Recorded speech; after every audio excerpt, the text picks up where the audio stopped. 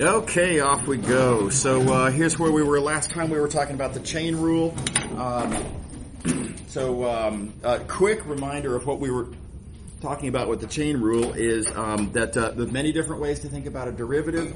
There's one way that I think is most effective in this circumstance. So let's take this particular point of view that a derivative is a factor. It's a multiplicative factor. It's the thing that you multiply by input change to get output change. And I like, personally, I like to use rates of change and not discrete changes, because when you're using discrete changes, we have to confess that the output differential is an estimate, and there's always this little awkwardness. But it's exact when you're talking about rates of change, and so that makes it convenient. So a derivative is a factor. It's what you multiply by an input velocity to get an output velocity. And again, I claim this is old news. This is a standard interpretation of derivatives from single variable calculus. So now with that in mind, let's look at what happens when we do a composition of single variable functions. When you have a composition of single variable functions, if x is changing at a certain velocity, well, then y will be changing at some other velocity. I don't know what, the details don't matter here. Then that will cause z to change with some velocity. And how do these relate to each other? Well, the thing that I multiply, the factor that I multiply by x prime to get y prime, that's f prime. That's the derivative. And you can write dy dx, but I'm going to choose to write it as f prime, because the derivative of that function f. And then there is another factor that you multiply by y prime to get z prime. That's the derivative of g. That's what the derivative of g is. Right? And altogether, what's happened here is when we started off with x prime, we did a couple things to it, and then the result is we've concluded what z prime is. So we have a product of two factors that together give us the factor, the overall factor that I need to multiply by x prime to get z prime. And that's the derivative of that composition. Right? So the simple observation that when you're multiplying by factors, factors multiply. That's all it is. Right? Factors multiply is a pretty good way to think about why the chain rule is true. Does that kind of seem like a reasonable take? And again, I know y'all already know the single variable chain rule. Okay. All right. Okay, so here's the beautiful thing about it. It is almost immediate to turn this into the multivariable chain rule. And all we have to do is just remind ourselves that if we're looking at multivariable functions, again, the derivative is a factor. Now, it's a little different because now that factor, if I say the derivative is a factor, that factor is now a matrix. So it's still a factor. It's what you multiply by an input velocity to get an output velocity. It is what you're doing to turn input changes into output changes. Say it however you like. But it's still a factor. And so we're going to make the exact same argument. It's shameless ripoff. Let's see. Yeah, I'll just, okay, sure. Shameless ripoff. Here we have a composition of functions. F turns x's into y's. G turns y's into z's. That's how compositions work, of course. And I think you'd believe me if I said that, look, if from the point A, if I start changing the values of x, if x is moving with some velocity, that would cause its output y to start moving with some velocity. I don't know what. And that change in y would cause z to start changing with some velocity. And that these are related by the derivatives. And you can practically see this coming. I already know what the factor is that I multiply by x prime to get y prime. That's the derivative of f. Right? It's that factor that I multiply by that to get that. And I know what I do to y prime. I know what the factor is that I multiply by y prime to get z prime. That's the derivative of g. And, what have I accomplished here? I have now accomplished that I started with x prime, I ended with z prime, and I did that by multiplying by a product of factors. So overall, that product is the factor that I multiply by x prime to get z prime, namely the derivative of the composition. Shameless ripoff. It's the exact same argument, just vectors instead of scalars, but whatever. Yes? Like, when it says dg of... Yeah, I'm going to get to that. Oh, okay. Yeah, totally. Big to small. That's, totally. How are we doing on the big picture? Does everybody see the big picture? Everybody see how it's, again, shameless ripoff of a single variable idea? Okay. All right. So a nice, pithy summary of what happened here is that we were looking at a composition. Let's see, how am I going to highlight this? I was looking at a composition here. And I decided that what I wanted to do with that composition is I wanted to take a derivative of that composition. And I think the pithy summary is that when you want to take a derivative of a composition, what you get is a product.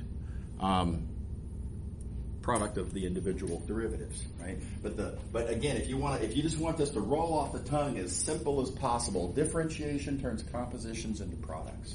And I think that's a great little summary. Okay, let's talk about some details, including what you asked about there. First of all, I only did this in 2 dimensions for all 3 of the spaces. Does it change if what if they were all 3-dimensional? What if this was 3-dimensional, this was 5-dimensional, and this was 2-dimensional? Does the argument change at all? No, the argument's the same. The derivative matrices change shape to adapt to the fact that these vectors have different numbers of coordinates. That's what derivative matrices do, right? But the argument, same, pretty much. Slightly different picture. I mean, again, just for sort of the humor of it all.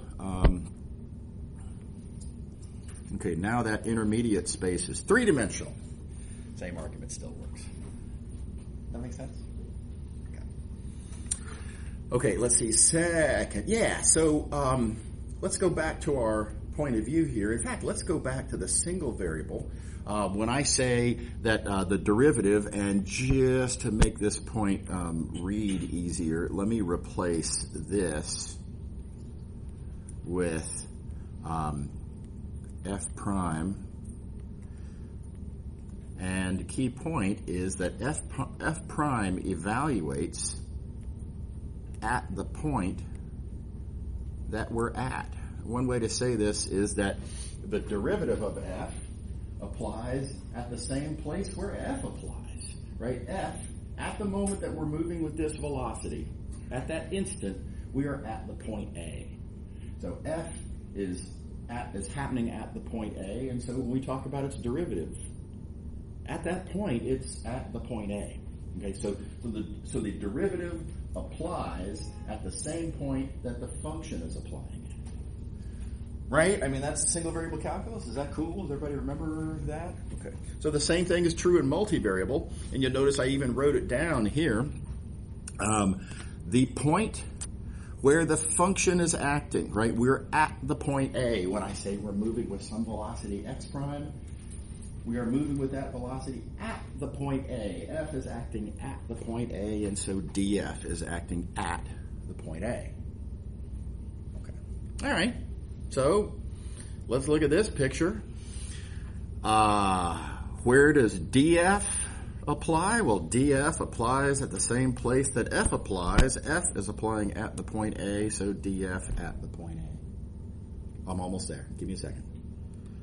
And now let's look at G. G has never heard of A. G does not apply at the point A. G is applying at that point That's not A. A is way over there. G is applying at the point F of A. So DG is applying at the point F of A.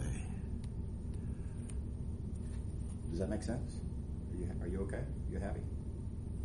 I just had one. This is like maybe going back a little bit. Okay. But so like DG applies at F of A and then F applies at A. Mm-hmm. But then, so why do you need to multiply those two together to then get to your Z picture? Why do I have to multiply these to get the derivative of the composition? Yeah. Yeah. Well, that was the factors multiply argument. Right, so if you're looking at these velocities, x prime, y prime, and z prime, in going from x prime to y prime, I multiplied by df. Yeah. And then that, to get over to here, I had to multiply by dg. So I've multiplied by a sequence of factors, and so factors multiply. Yes? So in our example, these functions are serving as the derivatives. Say one more time. These functions are serving as our derivatives. Well, it's those functions whose derivatives do what I claim. So for example, so you got to keep in mind in this picture we do have two things going on. So what F does, F takes this point to that point. DF takes that velocity vector to that velocity vector. So that's what DF does, and F acts on points. DF acts on vectors representing changes from those points. Is that satisfying? Yeah. Okay. All right, let's see. And one last little annoying little detail, and oh my gosh, this is super annoying. And wouldn't it be nice if everything would just make sense and be natural? And I'm sad to say that's not the world we live in. It just doesn't work that way, and there's some annoying little awkward realities that we have to deal with. And this is one of them, and that is the order totally matters and will be written backwards sometimes. And it's your job to keep that straight, and that's a constant source of frustration. So let me just point out, we composed functions up here. Again, you see we have a composition of functions. There's F, there's G. And notice F is acting first, and then subsequently G acts after that. Right? Specifically, what comes out of F is what goes in to G. And the order matters. G of F is not the same as F of G. Okay. Unfortunately, look at how we write compositions. We write compositions in recognition that this is how we write functions, right? You start with A, you do F first, that gives you F of A. If you want to take G of that, get that gives you G of F of A. And so this ordering, if you will, kind of implies that we have to write this composition that way, but check it out, it's backwards. F, again, is the one that acts first. It should be on the left, but it isn't, it's on the right. So much frustration that this causes. And then related, G acts second, should be on the right, but it's on the left. Ever see the problem? Make sure to keep that straight. And again, we all have to deal with it, and it's very frustrating. And by the way, you may be curious, there is a group, small group, or at least there was, as of, I heard this 20 years ago. I don't know if it's still true, but anyway, there are those who have pointed out that all of this unnatural annoyance is a result of how we write functions. We write a point A, and then when we apply a function to it, we put the function on the left. That's what makes it sort of build to the left instead of building, if you will, to the right. Right? So, for example, check it out up here. Oh, gosh. Okay, I didn't mean to do that, sorry. If I have A, let's see, let me try to keep my colors straight. A is there. F is there. wouldn't it make more sense, wouldn't it seem to make more sense to refer to this output as, and there are those who do this, A, because that's on the left, and then F appears to the right. Okay, so we should write that like this. This really would have been a much better choice of how to represent putting a point into a function. Right? And there, again, at least at one point, was at least one mathematician who, in fact, decided for my papers, this is how I'm going to write it, because this is the only sensible thing to do, and the rest of the world's gone crazy. And then everything makes sense, and you have no worries about what order things are in. Everything just works. So anyway, obviously, this did not take, right? The world does not do it that way, and I'm not endorsing that because, look, we have to acknowledge the way the world is the way it is, and I don't think it's going to change. So anyway, heads up, you've been warned. Make sure to get these derivative matrices in the correct order because, again, the way we multiply vectors times matrices, same phenomenon. The matrix goes on the left. Probably should have gone on the right, but it didn't, and it doesn't, and that's the way it is. So you've been warned. Heads up. Be careful. Any questions about that? Does that all make sense?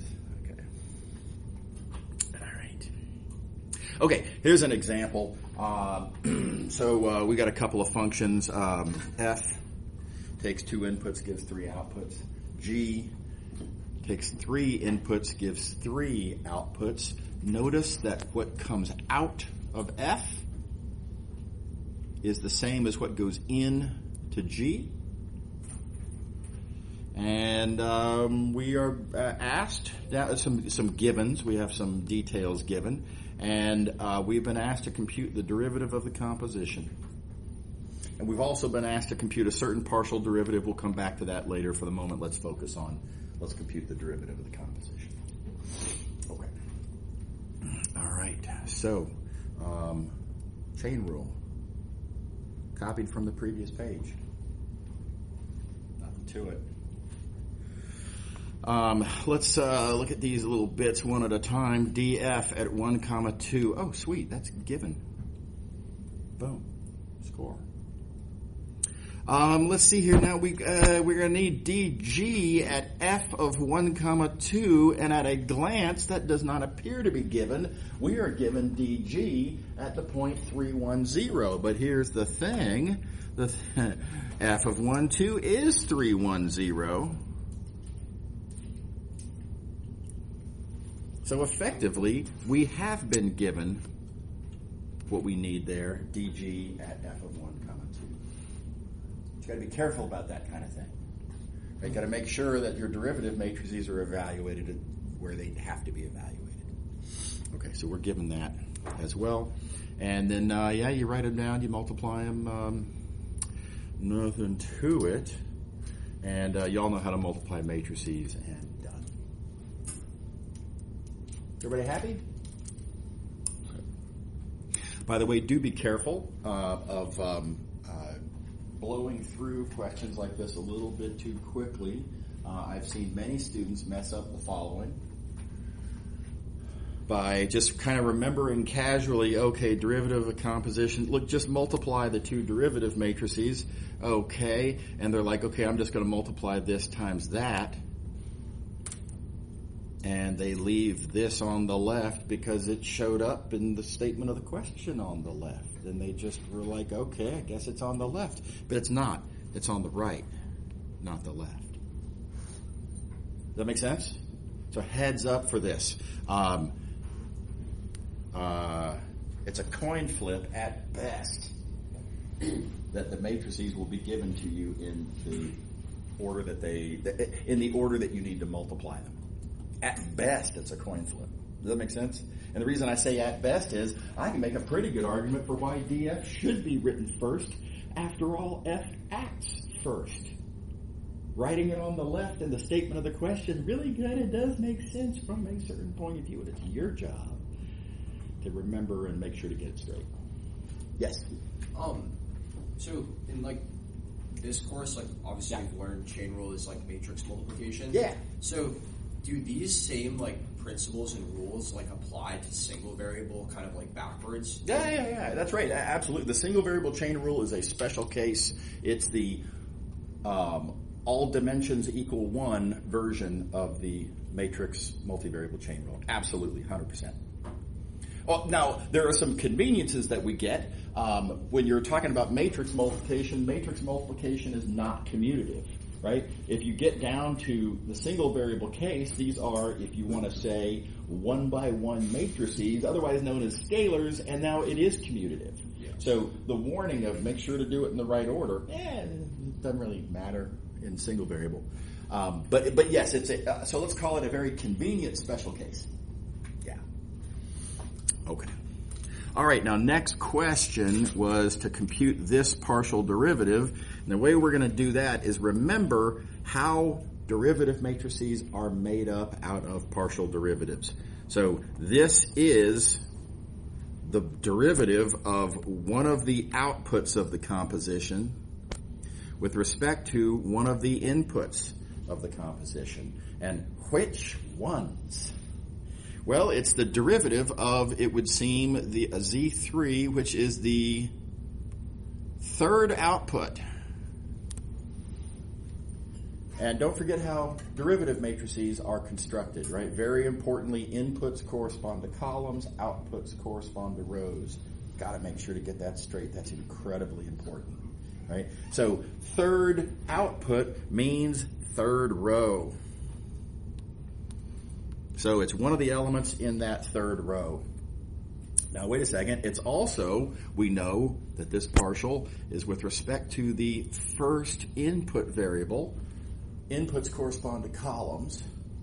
So it is an element that is in the first column. And altogether then, this thing that we're looking for has to be that element, right? Because it has to be in the first column and it's got to be in the third row, and there only is one such element, and that is 3. How we doing? Everybody happy? All right. Okay. All right. Now a couple of special cases. I'm going to blow through this really quickly. It's very straight read. It's not that much to it. Some of this, in fact, could have been in earlier sections. But anyway, let's go ahead and make a couple observations. What happens if there is only one original input variable? I'm going to call it T in this case.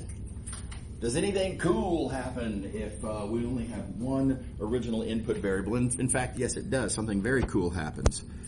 This original function here now is position as a function of time. That's a parametric curve.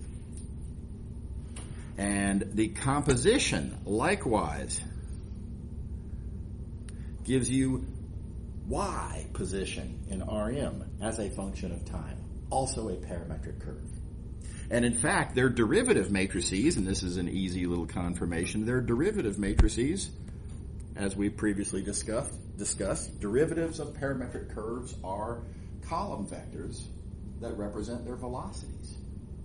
And so, the cool special case, if there is only one original input variable, is that the derivative of that function f relates input velocities to output velocities, which we already knew, right? So this is a, what value does this have? This is a confirmation, is not the word I'm looking for.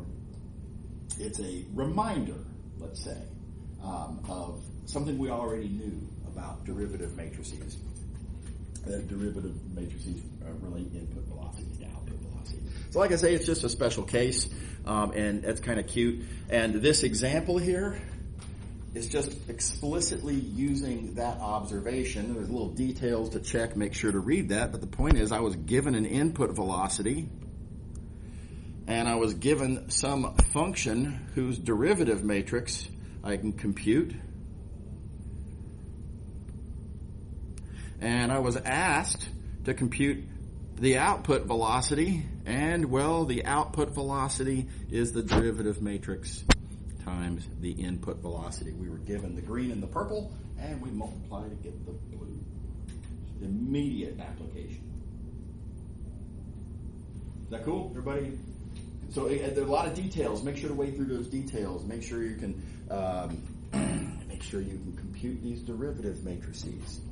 Make sure you understand the interpretation, etc. And as always, come talk to me if you have any questions.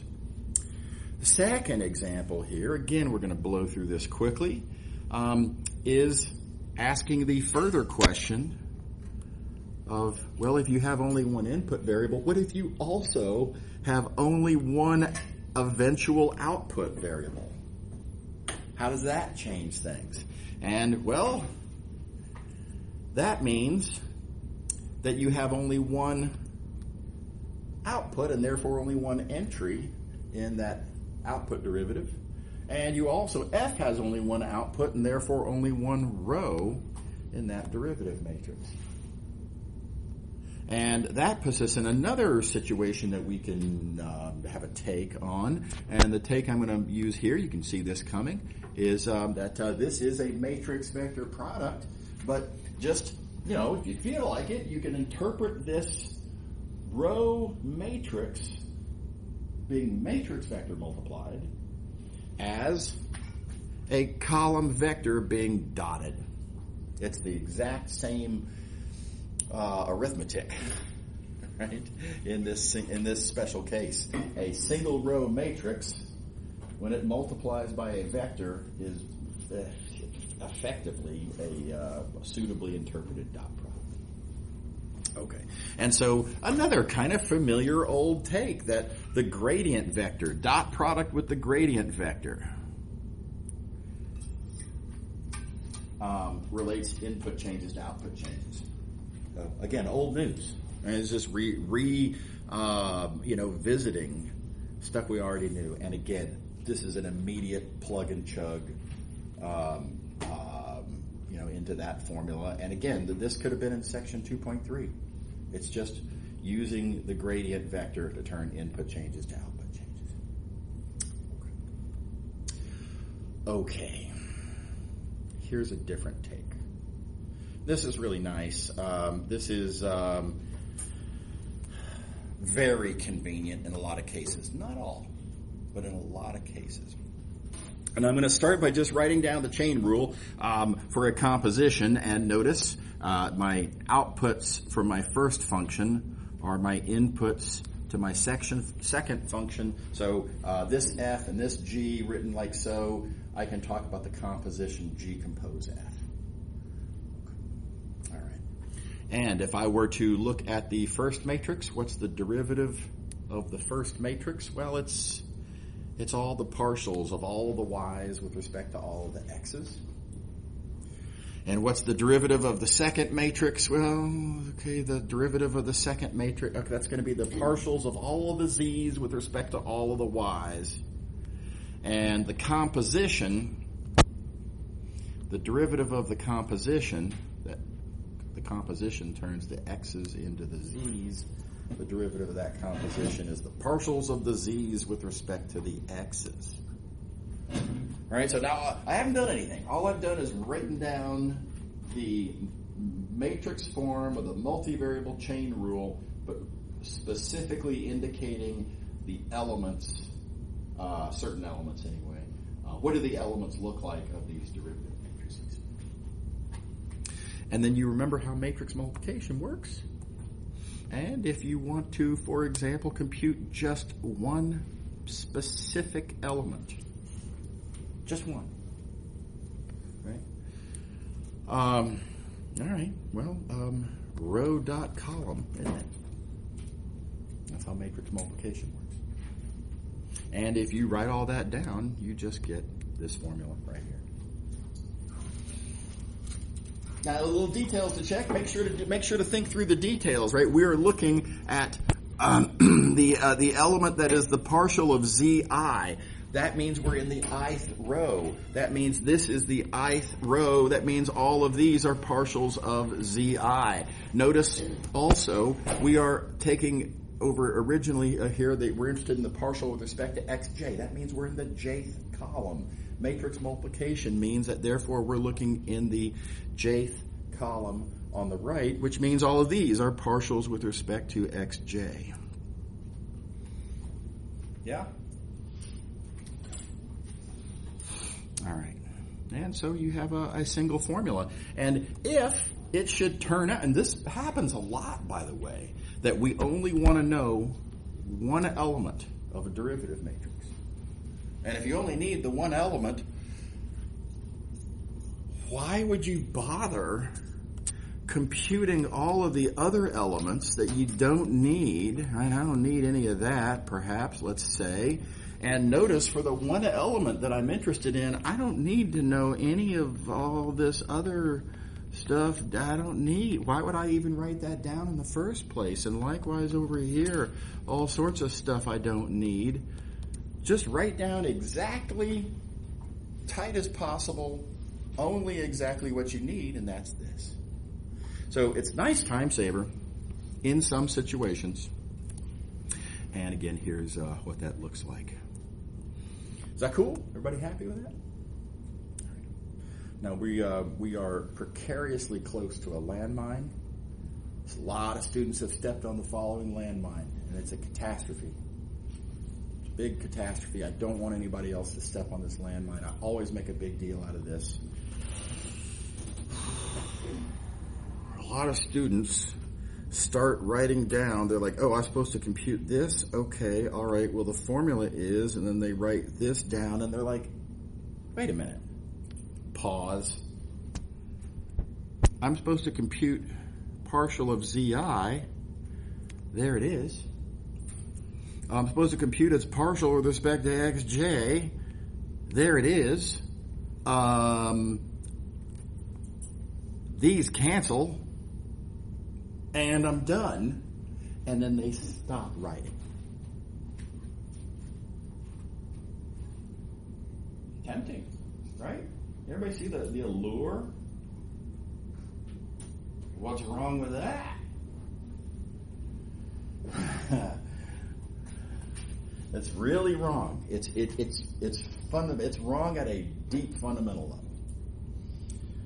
Now, one obvious thing to say is, well, it's inconsistent with what we know the right answer is, right? So, all right.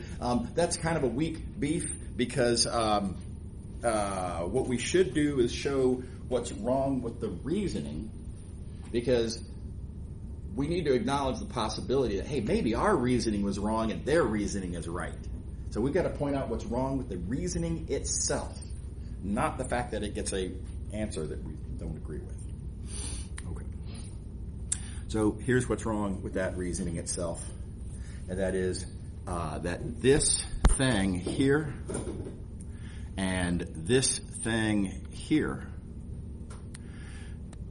that in the above nonsense argument canceled, yeah, they're not the same thing. They don't cancel, they're not the same thing. But they look exactly the same. Right? Well, how are they not the same thing? Both represent how much y1 is changing. Isn't that the same thing? And here's the little detail. When we write partial derivatives, we leave a lot out. Right? So yes, this says how much did zi change and how much did y1 change. But then there's a bunch of other stuff that we did not mention in the notation explicitly, but that's kind of subtext and that you're just supposed to remember and make sure to recognize. And among those is, well, if we're taking the partial with respect to y1, we have to hold all of the other variables constant, which means that all of those variables there are required, very importantly, to be constant. So this symbol, partial y1, as part of this notation, is a player in a story.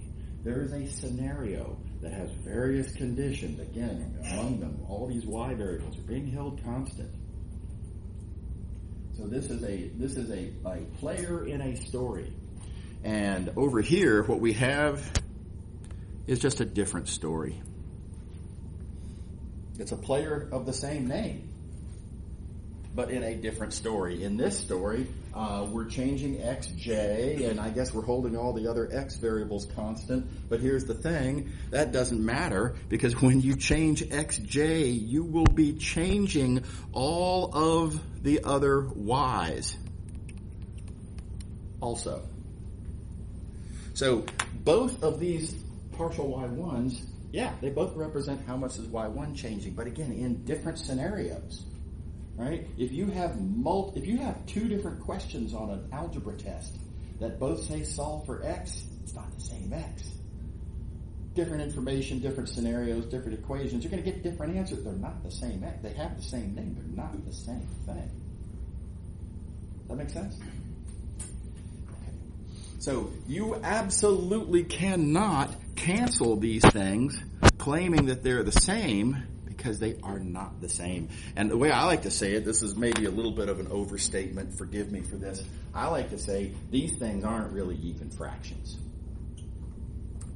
Point of view, and you can set up scenarios where you could describe all of the particulars in such a way that yes, these are kind of fractions, but since we didn't write down all of those particulars, I think it's best to not think of these things as fractions. They behave like fractions in kind of sort of certain ways, I guess. But if you think of them as fractions, you're going to want to cancel, and you're going to step on the landmine. Everybody happy with that?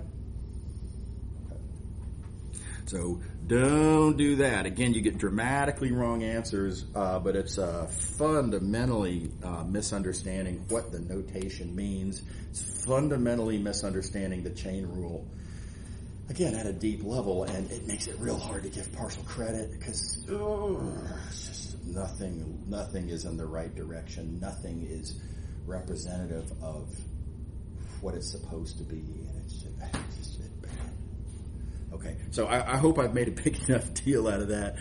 Don't cancel those in the multivariable chain rule. Okay, so now let's back to why is this useful? And here's the equation that we had on the previous page, and I claim it's really nice. Here is another way to think about it. Remember, we were composing functions, and we had this original function f that turns the x's into y's. And then we had this subsequent function g that turns the y's into the z's. And when we say we're interested in computing this partial derivative here, like so, well, all right, we're going to change the value of xj while holding all the rest of this constant. And while changing xj only, we want to know how much zi changes. And here's the thing, we can just kind of talk through, how is a change in xj going to cause a change in zi? And just think, it's kind of like butterfly effect, maybe, of, all right, well, this is going to cause certain changes, which are then going to cause other changes, and just keep track of all of the changes that are happening. So, for example, one thing that will happen is changes in xj will cause changes in y1. And here's the thing, changes in y1 will contribute to changes in zi. That's one of the things that will happen. When you fiddle with xj, there's going to be a sequence of sort of cascading changes that will make its way to zi. And I can tell you exactly by how much. Specifically, how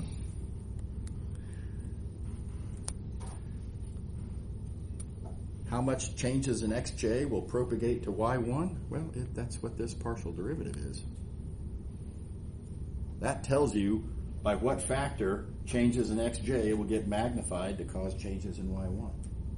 And then how does that propagate over to here? Well, this partial derivative tells you how much changes in y1 alone by itself will cause changes in zi. So, beautiful little reality then. Notice that each path from xj to zi corresponds to a term in the chain rule. And then likewise, this path there causes, you might say, this term, and et cetera, et cetera, et cetera. And let's see here. Oh gosh, color choices. Red, I guess. This path gives a point of view, you might say, on that term. What do you think? Everybody see it's kind of a metaphor, if you like. It's a way of kind of visualizing, geometrically diagrammatically, let's say diagrammatically visualizing where this great big complicated formula comes from. It's a great way to memorize the formula. And by the way, don't forget, not every time that we compose functions will the variables be named exactly these names, right? So you don't want to have to memorize a bazillion different versions, and you don't want to have to write down the matrix form of the chain rule every time you want this little streamlined little, let's get right to what we need version. It's nice to just be able to draw yourself a diagram of which variables are where doing what. Look at the paths and write down the corresponding terms. And it gets you the right formula. Is that cool? Everybody happy with that? And then let me also point out another way to think about this. The thing that characterizes the paths is which intermediate variable are they by way of.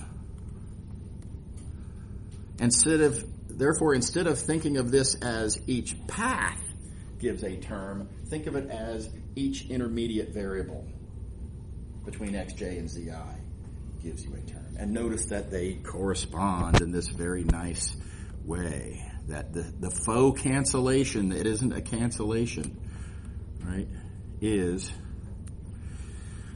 how those intermediate variables manifest in this equation. Everybody happy? Okay. I really like that. I think it's really nice. Cannot emphasize enough. This is just a kind of a diagrammatic sort of a metaphor, kind of, for what's actually happening. And let's not lose sight of this. All we have actually demonstrated, really, is the matrix form of the chain rule. This is just a little bit sort of a intuitively satisfying take on the result that we believe in because of an actual argument. This is the actual argument. This is what we really know. Okay. All right. Oh, I got it too far ahead of myself. Okay. All right. So let's do one. Here you go. The question comes to us like this. We've got some functions given, and we're supposed to compute a partial derivative. By the way, I am a big believer, and I want y'all to be big believers as well. Draw yourself a diagram. This did not come with the statement of the question. Draw the diagram for yourself. It's incredibly valuable. It helps you keep track. There's 8 different variables involved here. Which ones are doing what and are where and relate to what, why, and how. Right? The diagram will keep track of that for you. Oh my gosh, so convenient. The fact that f turns the x variables into the y variables. Boom, you just represent that in the diagram. Right? And the fact that G turns the Y's into the Z's, boom, you represent that in the diagram. And now the questions start to get real easy. If the question says here, I want to compute the partial of Z2. Okay, there it is. With respect to X2, okay, there it is. Interpreting the question on my diagram, I'm going to compute that partial derivative. The diagram tells me 2 things. Incredibly valuable 2 things. First of all, it tells me, ooh, yeah, there is a composition. You're looking for a partial derivative of a composition. You're going to have to use the chain rule. Right? Without the diagram, you might be inclined to, let me start just kind of doing algebra with these variables and not even notice that you've got to use the chain rule. So it helps you see. For one thing, I got to use the chain rule. For another thing, it helps me recognize what my intermediate variables are. That path, y1 intermediate variable, gives me that term. And this path, y2 as an intermediate variable, gives me that term. Is that cool? Everybody happy with that? Yes? So the diagram is specific to Z2, like the partial of Z2? Well, the diagram itself it works for any question related to this composition of functions, but the way I've highlighted is specific to the arrows. Yeah. The green and the blue for this partial motivated the green and the blue for what I drew in the diagram. And what about the arrows? Yes. Well, now the arrows, you don't even have to be too careful with the arrows. What's really important is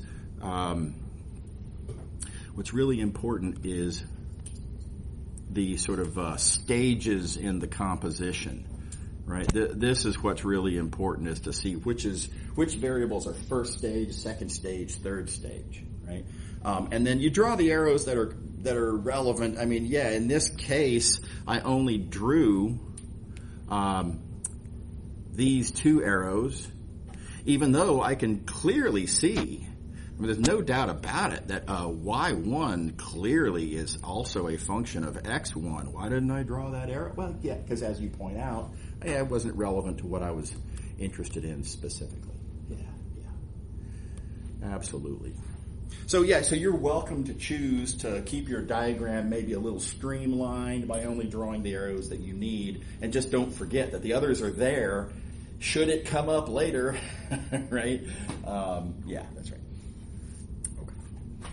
Okay.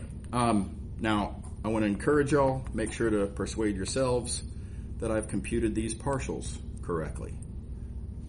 Just double check, right? Spend a couple of minutes, go through, think it through, make sure that you're clear why that is. Okay, here's a nasty little business. Confusion of variables.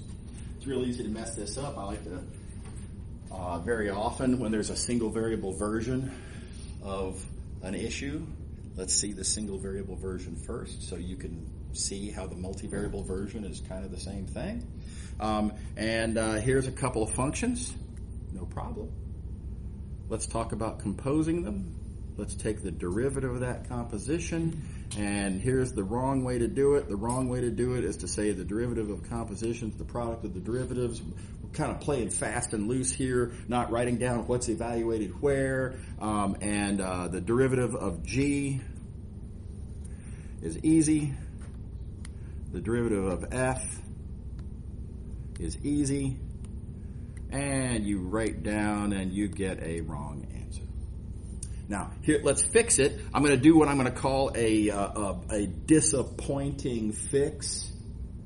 So this was valid, I suppose, but kind of unfortunate. Don't forget that in the actual single variable chain rule, G prime, is evaluated at the output value of F, because the output value of F is the input value for G. So that gets evaluated at x squared, right? G prime, sure, G prime is 3 times the square of whatever its input is, but its input has to be f of x. And yes, that does fix it in the sense that, yes, we do get the right answer here. But I think this is also this is a pretty disappointing fix. I don't like this. And it goes back to even before the calculation starts. What's really bad about this, I think what's bad about this, is that the moment that you see that you're composing two functions, the very first thing I encourage you all to be worried about when you see that you're interested in the composition of functions is, I better make sure I don't confuse my variables. Right? So let's think about how we write the functions in question here. F comes to us as written as a function of x, and so x is what goes in to the function f. Now let's just take our time on this. What do you think we ought to call this output variable? Should we call it x? Wouldn't that be silly?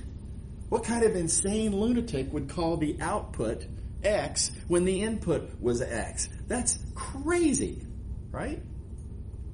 Well, here's the thing. Whatever you call this output from f, that's what is going to be the input to G. So the idea that I was using x as an input to G is just as crazy as using x as the output from f. It's just as crazy. That's lunacy. Right? Don't do it. There's no need for this. It's so easy to fix it. All you got to do is say, yeah. No, I don't want to confuse my variables. So I'm going to take that same function. Look, G just cubes whatever you put into it. Right? Forget about the variable being, this is just a dummy variable. G says, whatever you give me, I'm going to cube it. So write that down with respect to a better chosen variable, in this case, y. What do you think? Does that seem like a reasonable take? And here's the beautiful thing about it. Now you can play as fast and loose as you like. Doesn't matter. Right? And just for the dramatic purposes here, I'm going to go ahead and do this again. Nice and sloppy. Right? G prime times F prime. Let's not worry about what's evaluated where. Right? And here's what happens. The derivative of F is 2x. The derivative of G is 3y squared. I naturally wrote it as 3y squared because the function was y cubed. The function was written in terms of y, so I write the derivative in terms of y. And what do I do with that y then? I mean, I subsequently find myself wondering, wait a minute, this y? What's that y? That y that was the input to G? Oh yeah, that y is also the output from f. It's the value of f. And then you just plug that in. Avoiding confusion of variables keeps track for you. Let the notation work for you. That's the big theme here. Okay. Is everybody happy? The only point to this for multivariable is it's the exact same story. Right? So if you believe the above, then apply it here as well. And here's the fix. So I'm given a function, cool, written in terms of x and y, all good. Given a function g, written in terms of x and y, fine, I suppose. But the very moment that you have been asked to do a composition, again, you should get this itching feeling somewhere where it's like, oh no, something's about to go wrong. I'm scared of confusion of variables. You should instantly think to yourself, all right, we're going to have to break this down. Let's see here. Sorry, wrong color. F is written in terms of x and y. Okay, cool. I'll write that down. What am I going to call those outputs? Not going to call them x and y. Okay, fine. G apparently has to be a function of whatever comes out of f. Great. G then has to be rewritten in terms of u and v. And so just rewrite it, right? It's the exact same function. I mean, it's this function, totally exactly the same.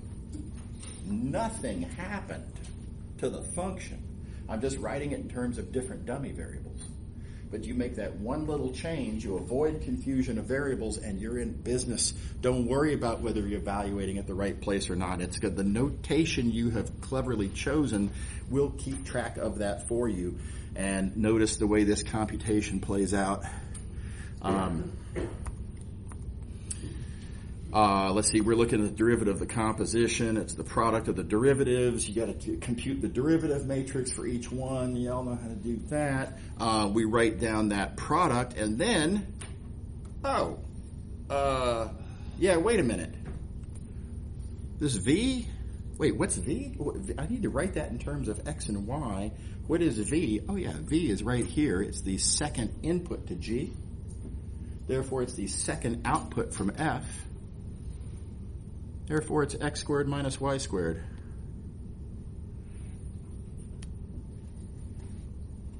Notation is working for you.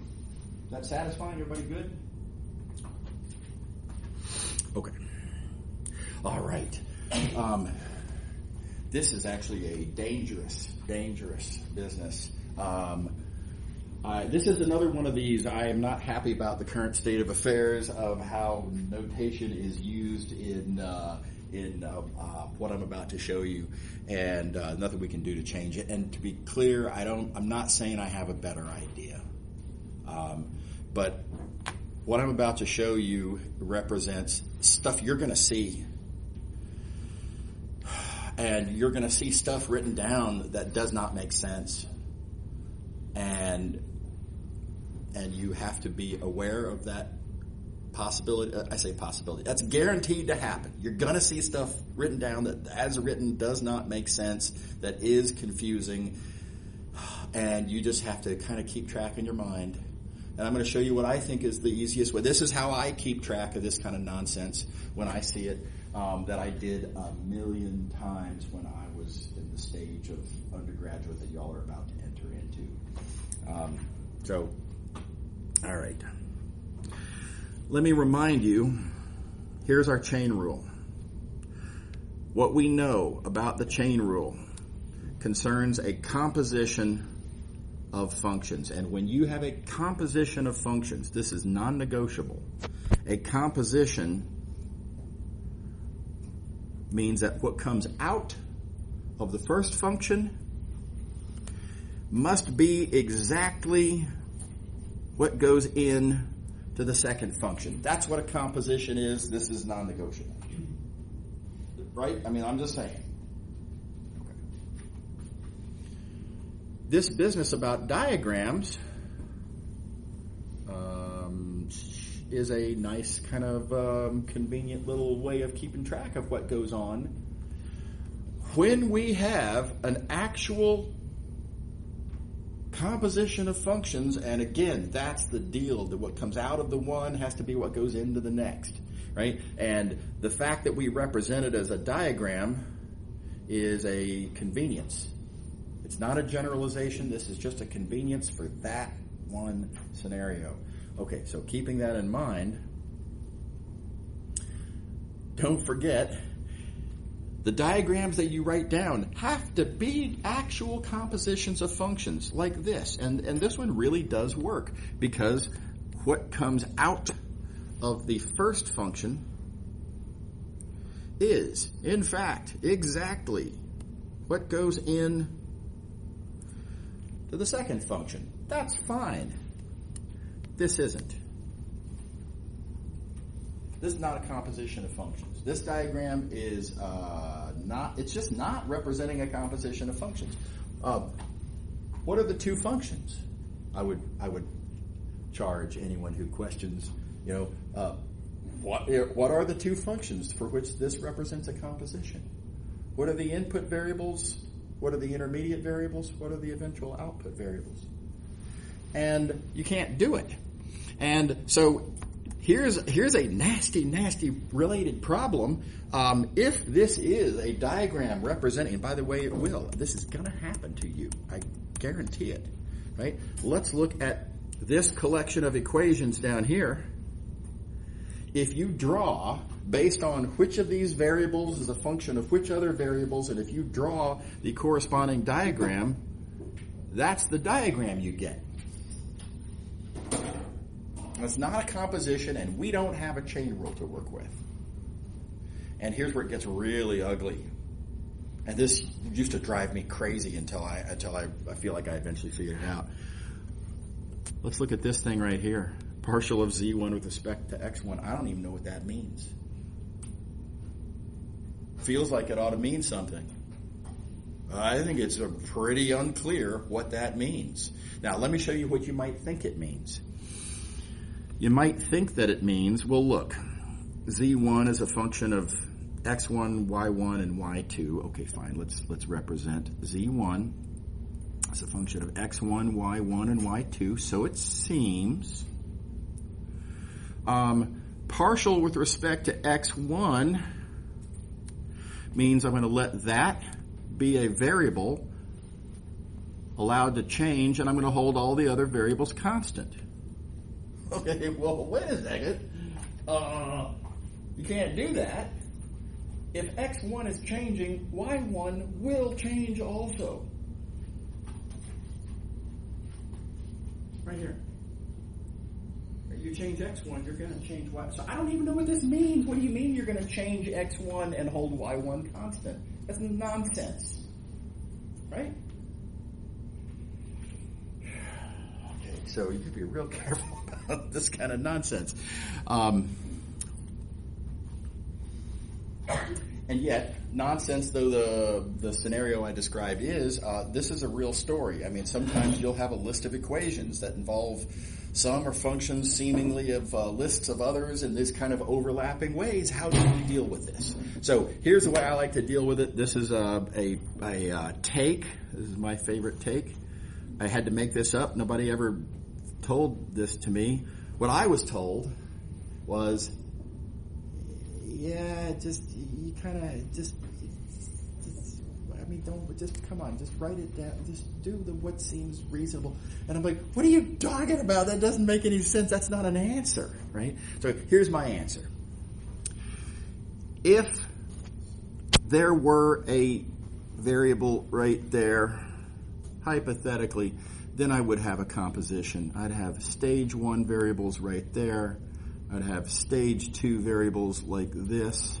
And I would have stage 3 variables like this. And I could talk about, look, the light blues are functions of the dark blue, and the greens are function of the light blues. Composition. Perfectly clear which variables are where. Wouldn't that be nice? And the problem is, that's not what we have, right? This Z1 is presented to us as a function of that X1. And my little hack workaround is to say we're going to get around that by saying I'm going to call this new, what's wrong color? I'm going to call this new variable here. It's a different variable from X1, but it just represents X1. I'm going to have basically a copy of X1 viewed as a separate variable. It's always the same values, but viewing it as a separate variable so I don't have to deal with the ambiguity of notation. Does everybody see what I'm doing there? And so now, this nightmare, I don't know what to do with this diagram, turns into this diagram, which is fine and dandy. We're 100% in business and everything's fine. By the way, to avoid confusion, you'll notice that I've called the new variable x1 star, just as a reminder to myself that it's just, come on, it's just x1 really, right? Okay, so we want to compute partial of z1, which is there, with respect to x1, cool, which is there, fine. I see 3 paths. That gives me 3 terms.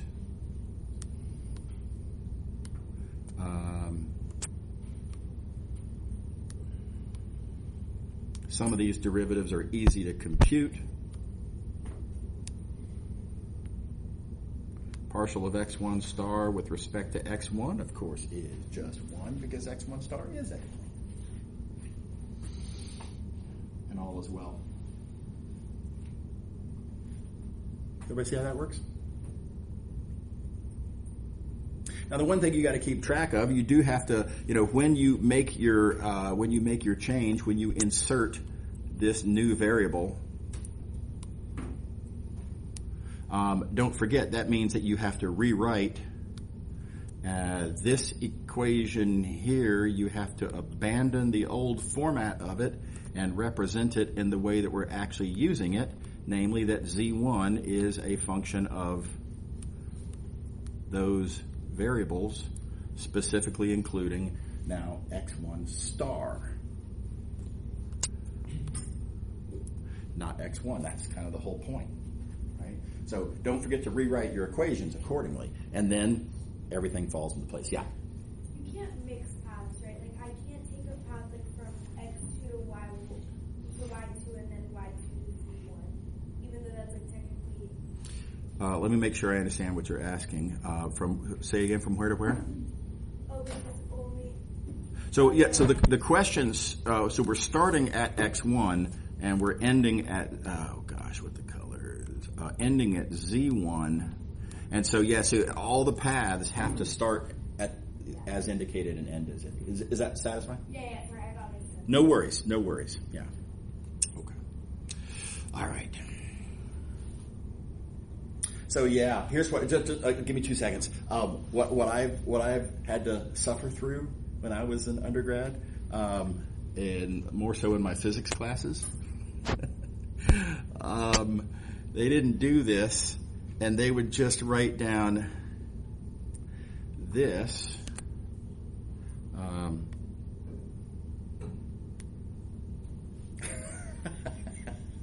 Right? Who would write this down and then say, "Oh yeah, these aren't the same thing. These are, this is sort of the overall, and this is this is the small scale partial. This is the large scale." They're using the same notation to represent different things, and I just had to just keep it in my head which one was which, and I find that incredibly unsatisfying. Does that make sense? So, I'm sorry, heads up, you're going to see that probably at some point in some context, and sorry about that. Not my fault. Okay, moving along. Okay, let's talk about second derivatives. There's a few answers. There's a few morals to this story, and I'll comment on those as we go through here. But the short version is be very diligent in keeping track of what is a function of what. Keep your diagram up to date, right? Don't work with an outdated. If you make changes to the variables in question, document that. Make sure this is all clearly indicated, and move slowly and carefully. Pretty much. And let's see here. I'm going to real quick. I think this will work, but this is a new editor, and hang on a second. I think that this will allow me to. Yeah. So, I was hoping that would be darker. Do this a bunch. Okay, there we go. All right. Don't look at that yet. We'll get to that in a second. Okay.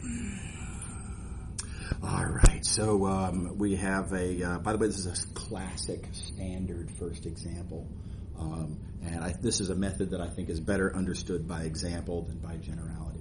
So we're just going to dive into the regular example. Okay, so suppose we got z as a nice function of x and y. Specifically, I need it to be c2. So anyway. And then let's remember, we have this thing called polar coordinates. And in polar coordinates, x and y are functions themselves. They are functions of r and theta. And so I have a composition here, z being a function of x and y. That's just code for saying x and y are functions of r and theta. And we have ourselves a composition. Okay.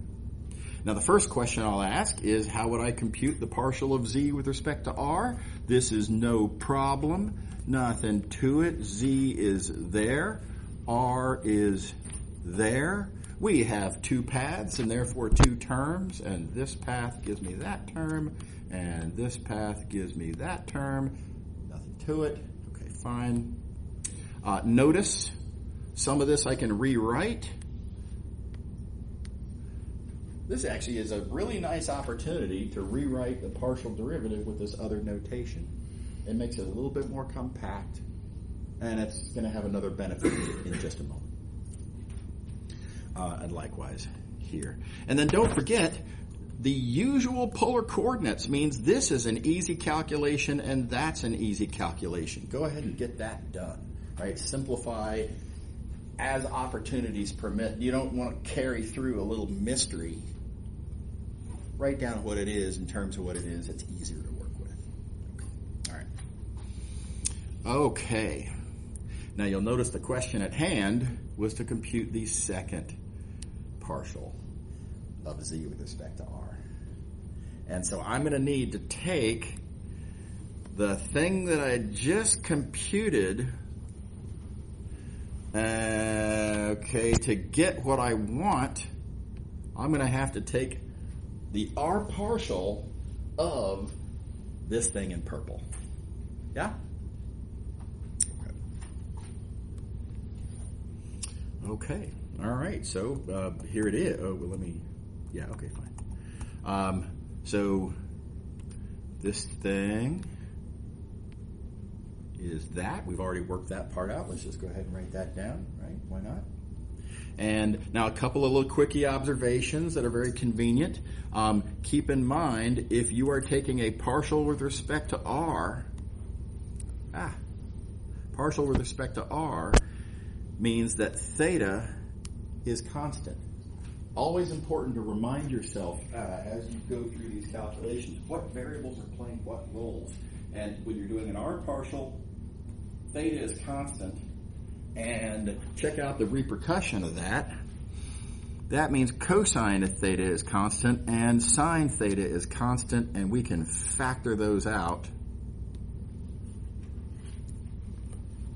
And of course, we can also separate that summation.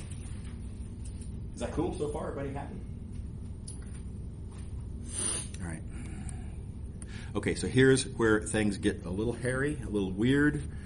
Let's ask the question, what does this mean? And let me show you some nonsense that some students write down. Absolute garbage nonsense that doesn't make any sense. Make sure you don't commit this little crime. This is garbage that follows. That was weird. Sorry. I got to get out of that mode. Okay, there we go. Some students will write this as z. We took an x partial, and now we're supposedly taking a partial with respect to r of that. You can see why a student would write that down. And I claim that I don't even know what that means.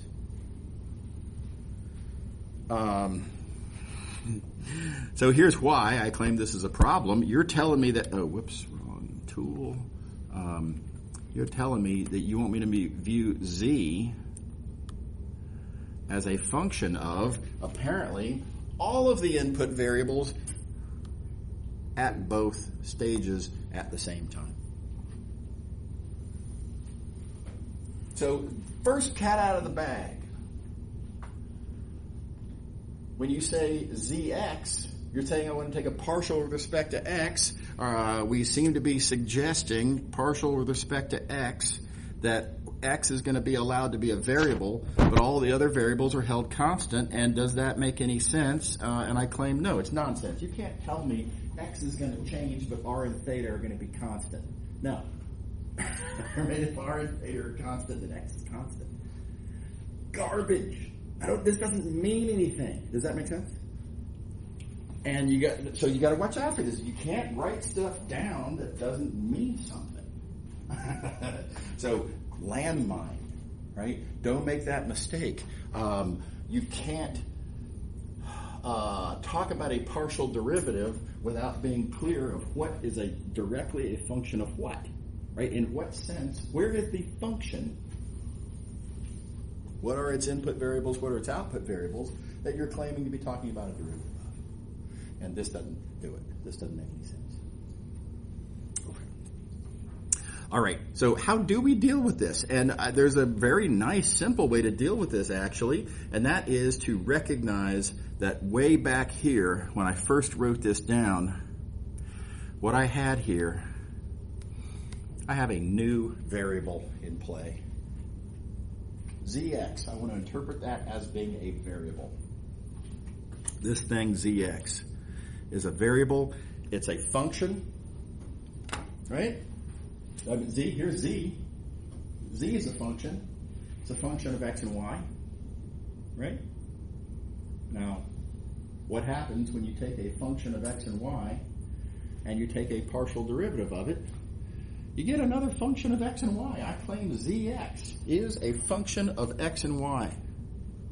And it should be represented as such. Zx should be on your diagram represented as a function of x and y.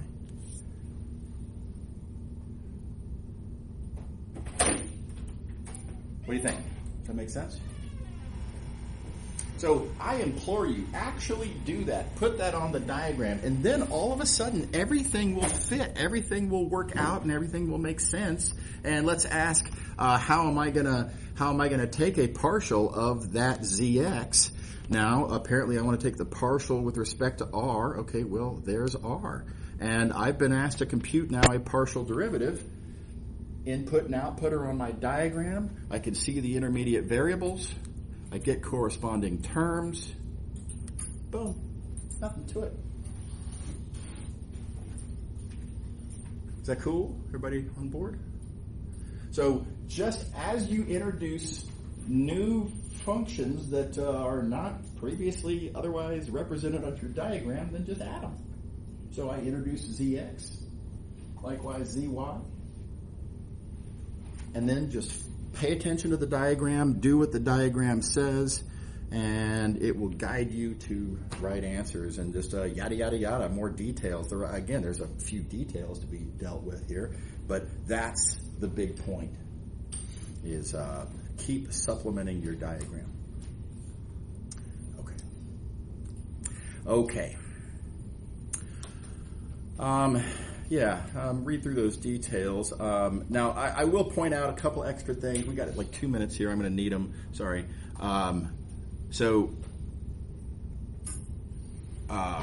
The reason that I add ZX onto the diagram is because it's not pre-existing anywhere else on the diagram.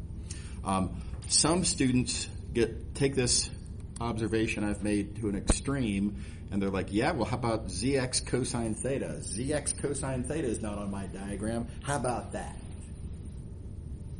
Okay, but you know what the thing is, though? I mean, ZX is on the diagram, and theta is on the diagram, and adding yet another variable, look, we already have everything we need to talk about this expression is already on the diagram. Don't add a bunch of unnecessary stuff. It leads to best case unnecessary confusion, right?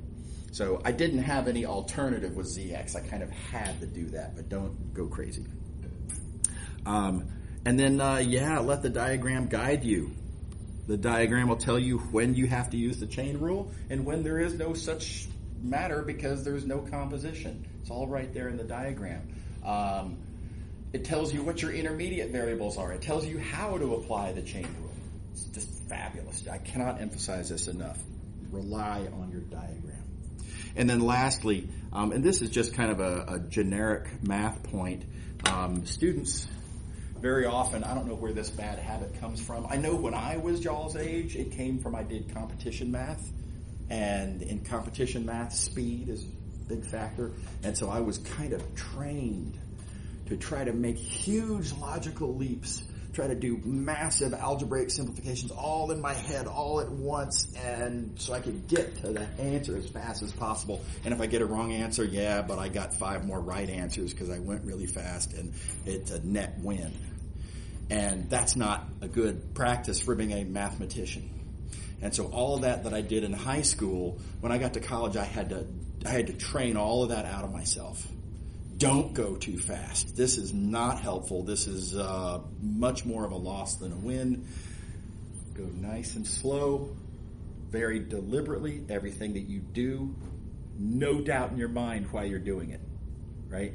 Be deliberate, follow rules that we know, tools that we have, etc. Be neat in how you write things down. I know this sounds trivial, but for example, I find it very helpful that I use these parentheses to surround the same thing because it helps me see that turns into that.